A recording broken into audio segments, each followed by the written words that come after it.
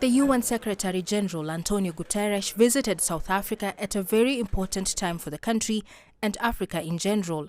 South Africa, one of the continent's biggest economies, is taking over the presidency of the G20 from Brazil, with President Cyril Ramaphosa pledging to use a position to bring benefit to the continent. Guterres, who met with South Africa's Minister of International Relations, Ronald Lamola, on Wednesday, described his visit as a mission of solidarity and justice.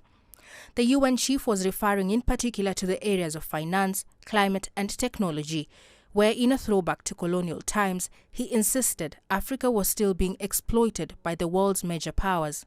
Throughout the world must help Africa build green economies anchored in renewable energy. It is an absurdity that Africa is home to 60% of the world's best solar resources, but only 2% of global investments in solar power.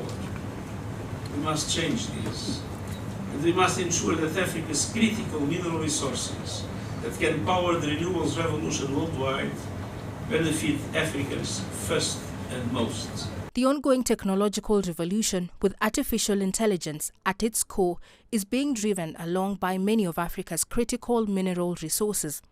For this reason, he said the continent must have a voice in the direction this revolution takes. He referred in particular to the Global Digital Compact, a UN-sponsored framework for the global governance of digital technology and artificial intelligence.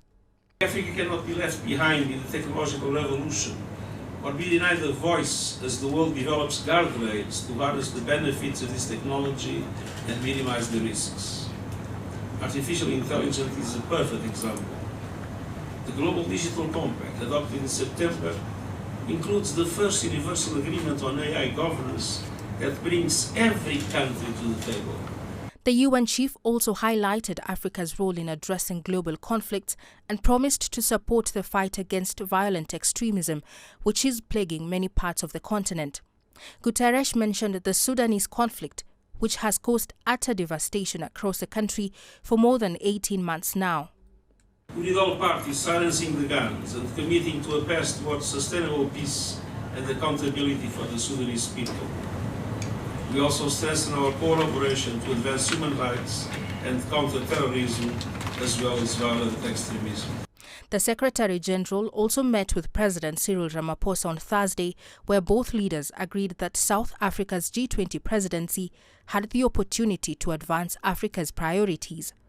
Caroline B., CGTN.